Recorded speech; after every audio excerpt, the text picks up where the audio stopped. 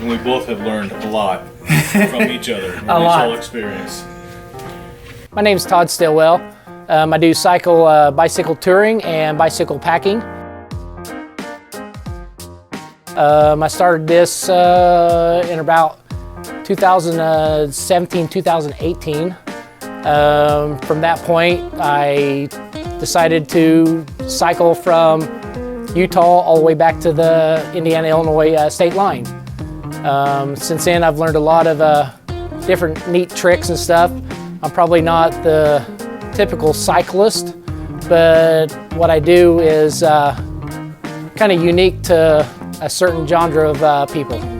So Todd, what's the coldest temperature you've ridden your bicycle in? Twice now I've ridden in 2 degrees Fahrenheit. Where did you witness the worst weather that you've experienced? A couple times. I got caught in a snowstorm on the Katy Trail. Actually, I've gotten caught in that twice now. The first year was, I didn't realize I was going to get into that position. Rode for several miles, it started snowing, and I kind of freaked out on that trip, honestly. Was very inexperienced as far as cycling in snow and inclement weather like that. The second year, I really wanted to do it, so I wanted to go out and cycle in the kind of weather that I wanted to, with snow and ice and stuff like that. How many flats have you had in one single day? It's hard to count them, but I rode across Nebraska on what's called the Cowboy Trail, and they got what's called a goat head burr, and that burr it's a product of the devil. When you flatten one tire, you flatten them both multiple times, and so I got pretty good at flipping the bike upside down, taking the edge of the tire off, repairing the tubes while the tires are still on the bike itself. And when I did that, there was multiple burrs in there. It wasn't just like one single burr in. It was like 5 or 6 or 7 burrs that were stuck in the tube, to finally, I just about ran out of patches. I ran out of tubes, and luckily the next day I was able to find a hardware store that actually had a puncture resistant tube that's a little bit thicker than a normal bicycle tube. From there, I was able to put those in and made it the rest of the journey. That's a real tough one. I must say the Katy Trail is a good one, but the trip back from Utah, just the scenery, the people I met along the journey. I biked through mountains. On that trip there, I got caught in a big snowstorm on it. I was getting ready to cross an elevation of about 10,500 foot, and I got stranded. My hands got cold. I ended up hitching a ride with a lady. She took me over the pass. On the other side of the mountain, it went from freezing snow to now kind of a misty precipitation. At that time, we discussed, where do you want to drop me off at? And I said, right here's good. So at that point, I was probably at about 9,800 foot or something like that. So I didn't get to climb across the mountain, the peak of the mountain, but I was still at a pretty good elevation. I rode down to about 9,600 foot, camped along this beautiful river. The next morning, I was in the Poudre Canyon in Colorado, and that comes into Fort Collins, Colorado. At that point, it was a Sunday morning. I got up, had my breakfast. The state park was mine. There was like 2 other cars, no traffic, and I sightseed all the way down to the bottom of the canyon when I come into Fort Collins. It wasn't until I got close to Fort Collins that I ran into any kind of traffic whatsoever. So that right there really stands out. There's a particular mountain in Utah.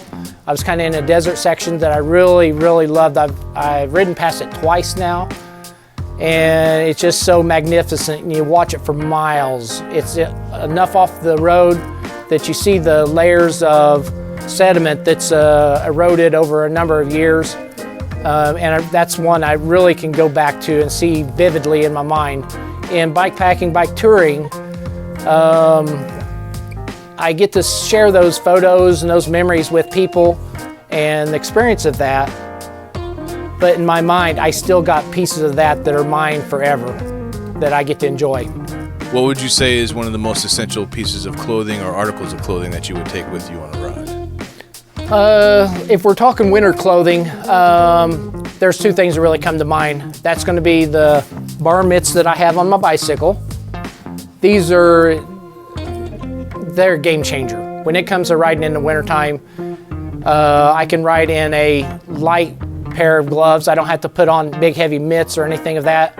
Probably those, and then the booties that I put over top of my shoes also. You can keep your core pretty warm with the clothing that you wear, and you can kind of be a little liberal on your clothing, on your core and your legs and such. But your hands and feet are going to be the first things that get cold. And so the bar mitts on the bicycle and the booties that I wear over top of my shoes. So as far as tools and accessories that you take with you, what would you say is your most essential? Probably some of the most essential things on a bikepacking trip are going to be your tire repair tools. I probably use some of those about the most. I do carry an assortment of Allen wrenches that I use occasionally just to make a few adjustments, such as that. But probably just, a good tire pump, the tire levers, the tools to fix those flats and get yourself out of a pinch in need. All right, so the clothing that I wear to prepare for cold weather cycling starts off with a base layer. Currently, I am wearing a soft shell fleece-lined pair of pants. These help protect in the wind and then the moisture that you may ride in, whether it be snow or possibly rain. And then a wool shirt. The wool pulls the perspiration and the moisture away from your skin so that you're not feeling that moisture and then getting cold from that in itself.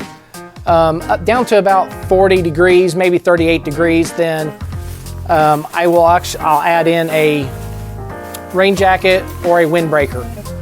So down to about 40 degrees, I'm wearing my base layer, I'm wearing the rain jacket, and then a different assortment of gloves, whether it may be just a set of wool glove liners, or I will go up into a medium weight glove.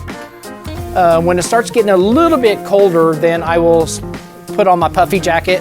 This jacket here is about 650 fill of down. It compresses down in small if you're not in use. I'll put that on, but then I will unzip it to help regulate my temperature also. So I'll go from the rain jacket to the puffy. When you start getting into the colder temps, get into the teens, into zeros, then I will actually start putting on another base layer underneath what I'm currently wearing, whether it's a pair of legging or tights and a long sleeve tight shirt also. So when you're getting into the colder temps, it really helps to start layering your stuff. I regulate my temperature by zipping and unzipping my jacket. So as I warm up and I feel like I'm starting to sweat, then I'll unzip one of my layers, and that helps push air through the jackets. And actually, I really want to ride where I'm comfortably cold. The glove wise, I would probably start off with a fingerless glove and then add in some glove liners. And these are a wool glove made by Smart Wool. From there, when the temperatures are just a little bit colder, my hands get colder, then I'll add in just a pair of gel lightweight gloves. If it gets really, really cold, I might even add in a Gore-Tex type heavier glove. But with the bar mitts on the bicycle itself, I've rode in the teens many a times and not had to break out the big heavy gloves, which makes shifting a little tougher, braking a little tougher. So I like to stay with the lighter weight gloves as much as I can. So I will start off in the 40 degree temps. I will use like a buff that goes around my forehead, around my ears. I'll add in a headscarf over top of that. When I start getting into the 30 degree temps, then I'll add in the face covering. So the bicycle I currently riding is a Trek 920. It's an adventure touring bicycle.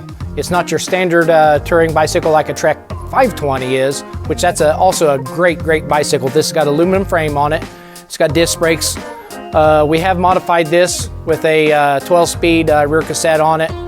That way, if I get into some really hilly conditions, I can go up and without any trouble for the most part at all.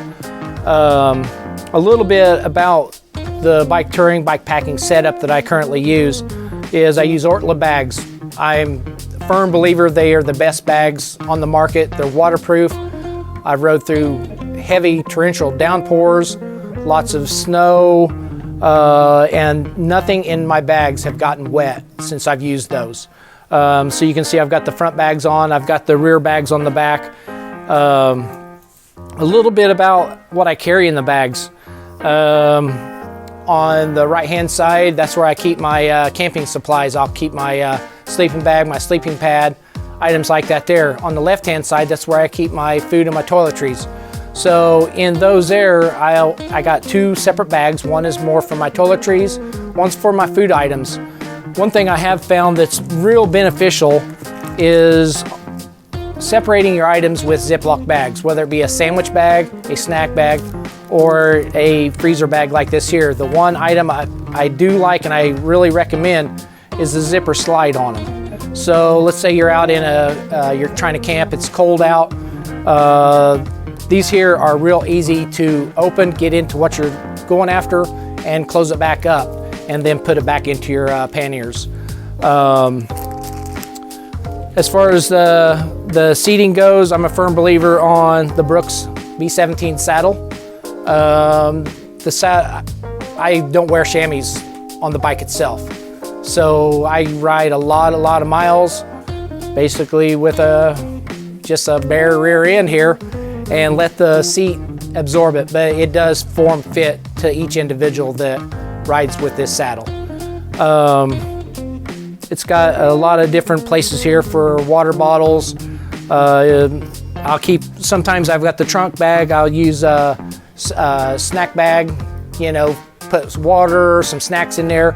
I don't have it on here currently, but I've got a handlebar bag where I'll keep my camera, a few quick items, like maybe another little snack in there, a few just odds and end things. I've got a pouch that's got my, a couple wrenches in there,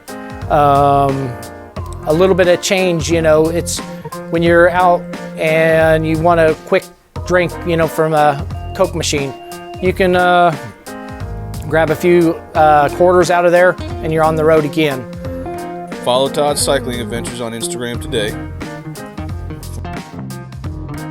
For more information about Trek's touring bikes, visit www.trekbikes.com.